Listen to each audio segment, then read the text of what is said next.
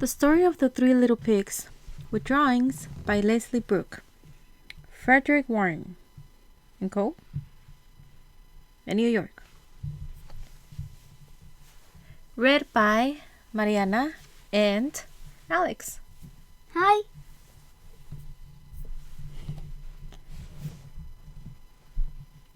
Once upon a time, there was an old soul with 3 little pigs, and as she had not enough to keep them, she sent them out to seek their fortune.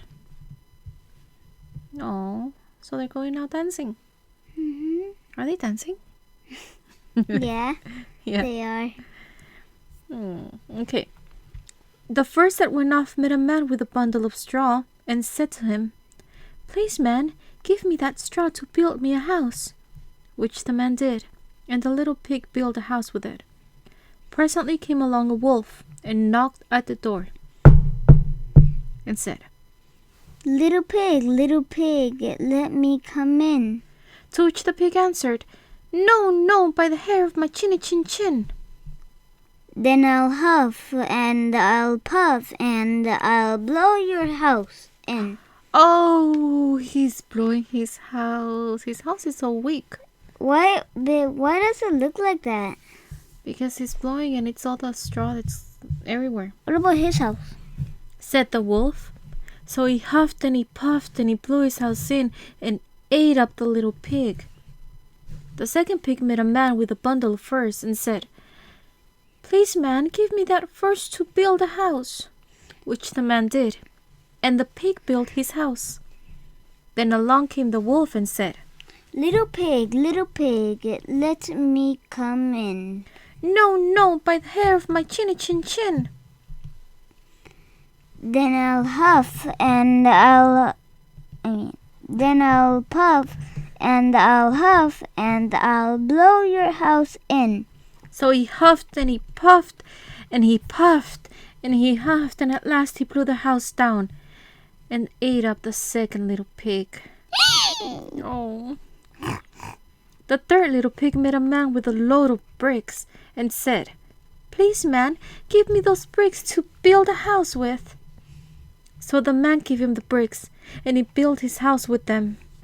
So the wolf came, as he did to the other little pigs, and said, Little pig, let me come in.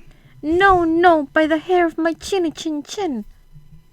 Then I'll huff and I'll puff and I'll blow your house in. Well, he huffed and he puffed and he huffed and... Oh, look at that. He's very meticulous building his brick house. You see this little metal thing? Mm-hmm. So that it's even? Mm-hmm. Yeah, that's awesome. And he puffed and he puffed and he huffed, but he could not get the house down. When he found that he could not, with all his huffing and puffing, blow the house down, he said, Little pig, I know where there is a nice field of turnips. "Where?" said the little pig. Oh, in Mr. Smith's home field, and if you will be ready tomorrow morning, I'll call for you and we will go together and get some for dinner.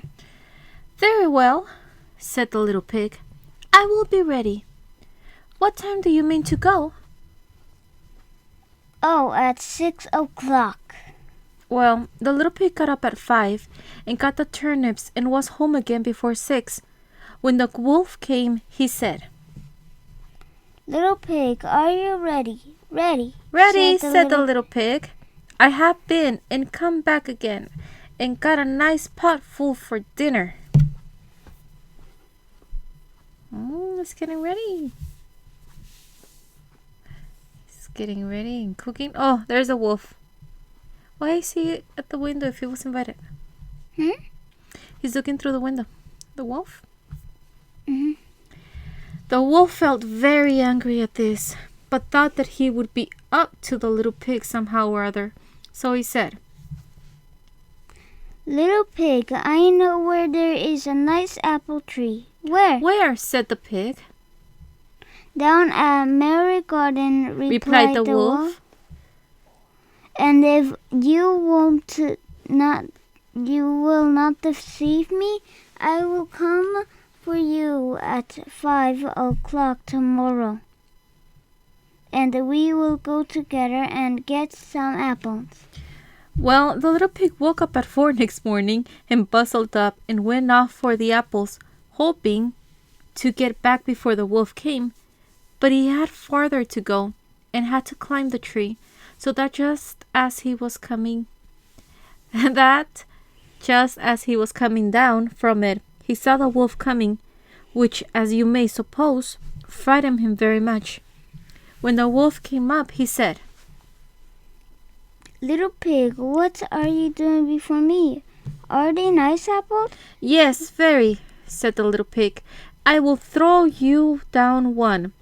And he threw it so far that while the wolf... Oh, what's going on? While the wolf was gone to pick it up, the little pig jumped down and ran home. The next day the wolf came again and said to the little pig, Little pig, there is a fair in the town this afternoon. Will you go?